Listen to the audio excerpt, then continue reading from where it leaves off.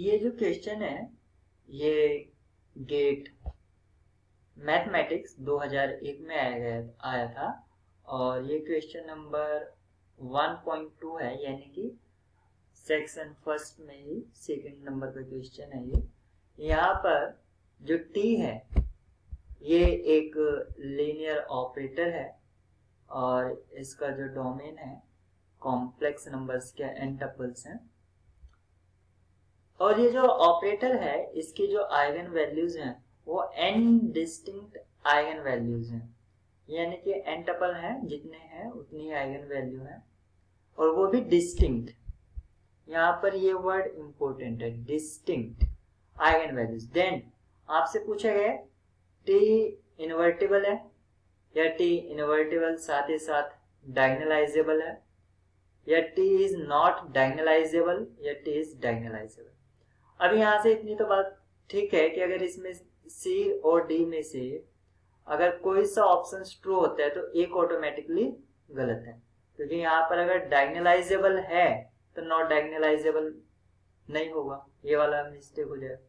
तो इनमें से एक ऑप्शन ऑटोमेटिक डिस्कार्ड हो जाएगा।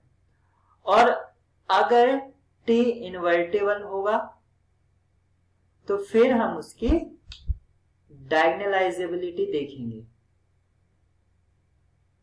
तो ये हम दो ऑप्शंस पर काम करेंगे मेन, और यानी कि इनवर्टेबल और यहाँ पर डायगोनलाइजेबल और यहाँ पर डायगोनलाइजेबल। तो इनवर्टेबल और डायगोनलाइजेबल दो ही इसमें है, मतलब एक तरह से जिसको एक दूसरे से इंटरकनेक्ट किया गया है। तो n डिस्टिंक्ट आइगन वैल्यूज हैं, तो सपोज करो जैसे कि डिस्टिंक्ट आइगन वैल्यू जैसे 0 एक आइगन वैल्यू है, 1 एक आइगन वैल्यू है, 2 है, तो ये डिस्टिंक्ट हैं, ये आइगन वैल्यूज डिस्टिंक्ट हैं। लेकिन अगर 0 आइगन वैल्यूज हो गई तो वो इनवर्टेबल नहीं होगा। तो यहां पर यह कहा गया है कि n डिस्टिंक्ट आइगन वैल्यूज हैं, लेकिन वो यही नहीं कहता है कि नॉन जीरोज हैं, नॉन जीरो डिस्टिंक्ट।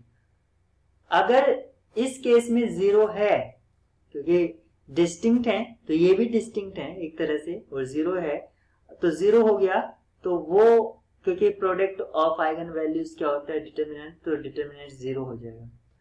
उस केस में इनवर्टेबल पॉसिबल नहीं है।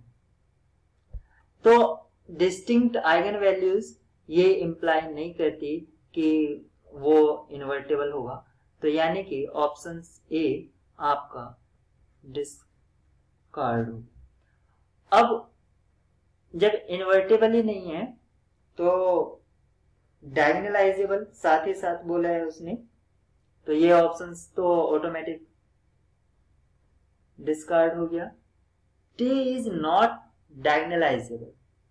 अब सी और डी पर बात करेंगे, तो इसमें से जो करेक्ट होगा ऑटोमेटिकली से दूसरा वाला डिस्कार्ड हो जाएगा। तो यहां पर क्या है कि डिस्टिंक्ट आइगन वैल्यूज हैं, और डिस्टिंक्ट आइगन वैल्यूज होती हैं तो वो सिमिलर होता है डायगोनल मैट्रिक्स के, यानी कि मैट्रिक्स इसके जो करस्पॉन्ड मैट्रिक्स बनाएंगे हम टी के, तो वो डायगोनल मैट्रिक्स के सिमिलर होगा, तो डायगोनलाइजेबल है। तो यानी कि ऑप्शन डी ये ट्रू होगा और ये आपका डिस्कार्ड हो जाएगा।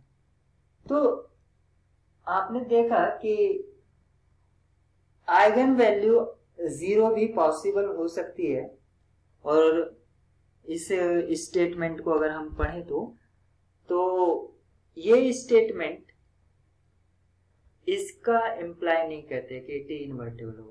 तो देखा आपने किस तरह से हमने इसको सॉल्व किया।